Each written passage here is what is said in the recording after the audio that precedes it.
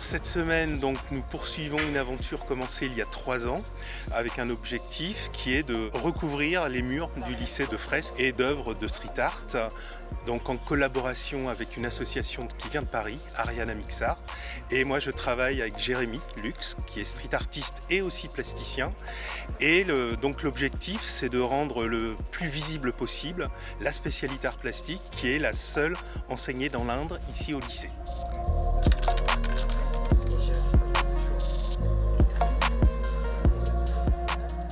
Pour le dire simplement, ça permet aux élèves de découvrir un travail collectif, donc accepter de travailler sur un projet en commun, accepter les transformations. Et pour des termes un peu plus techniques, ils sont beaucoup habitués à travailler les outils traditionnels, fusain, crayon, etc. Là, on travaille un outil qui ne touche pas le support. Et donc, pour certains, ils sont de très bonnes graphistes. Et là, ils doivent accepter que sur les murs, ça ne rendra pas comme ça rend sur un projet sur papier. Donc, il faut trouver des alternatives, il faut trouver des gestes, il faut trouver des moyens. Donc, des papiers de masquage, peut-être du pochoir, pour un résultat qui approche à peu près ce qu'eux avaient dans la tête.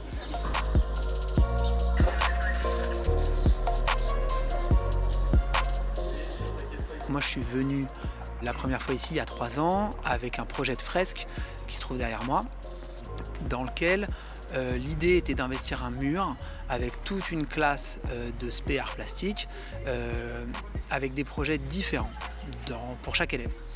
Donc tout l'enjeu, ça a été de coordonner tous ces projets et d'en faire une œuvre finale, ce qui n'est pas forcément évident, ni avec des artistes confirmés, ni avec des jeunes.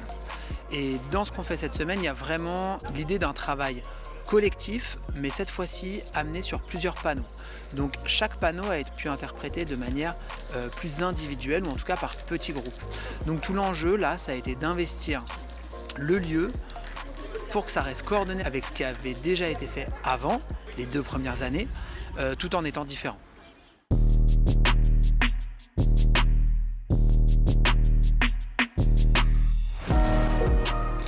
On avait eu donc le projet de réfléchir sur le thème de la métamorphose sur les murs ici.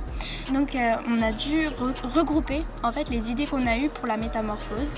Moi j'avais plus un thème sur la nature, sur le lien avec oui, c'est ça, la nature et tout. Et Flora, toi C'était des éclats un peu de verre ou de glace qui se métamorphosaient en quelque chose.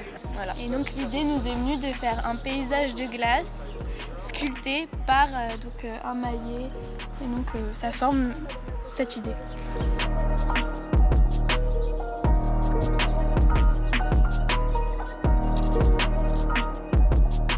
Même si je pense que certains d'entre nous avaient déjà utilisé un peu la bombe, on n'avait pas les techniques en fait pour l'utiliser et forcément ça demande un peu de travail quand même à force et on s'est adapté et ça va franchement. Ouais.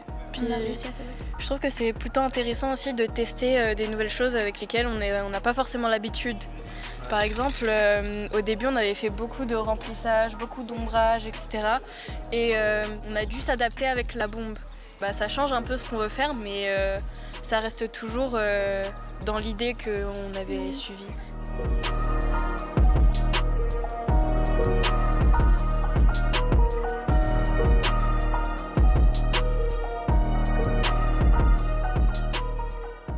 Ça permet d'expérimenter de nouvelles techniques de dessin parce que généralement, des fois, on reste dans nos zones de confort. Donc, généralement, des fois, la peinture, le crayon, le pastel. Et là, ça fait un bon exercice d'expérimenter de nouvelles techniques.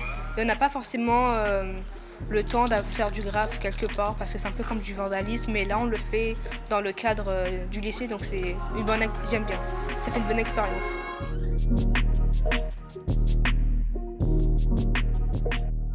Ça demande vraiment beaucoup de précision et de dextérité, genre il faut, en fonction de la distance, du mur, du temps, c'est assez technique et puis ça ouvre des portes parce que c'est forcément du très grand format en général et ouais c'est sûr que si tu compares ça à fusain, crayon de couleur, feutre, c'est pas du tout la même chose, en fait c'est beaucoup moins précis et du coup ça force à vraiment être sûr de ses traits et c'est pas mal comme exercice.